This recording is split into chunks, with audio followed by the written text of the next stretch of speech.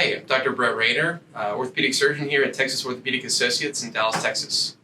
And the hip is a really deep socket in general, which is a nice design for your hip, but it makes it hard for us to access sometimes. But now we have new tools to be able to get in there and to be able to put anchors in. But the biggest thing is being able to put that anchor in and watch the hip joint to make sure that we're putting it in a safe location. And once it's in, then I can still do a knotless construct. I can still place it around there without this kind of knot sticking off the side of it, and it holds that labrum up against the edge of the socket. All its job is to hold it there until that labrum heals back up against the socket. And once it does, your body does all the work, and then we shave that bone down to keep it from tearing again. And so when we're talking about hip arthroscopy, it's where we go with a camera and we're able to repair that labrum, shave that bone down, and stabilize those structures so that they heal back and hopefully decrease the amount of pain that someone's having associated with that hip.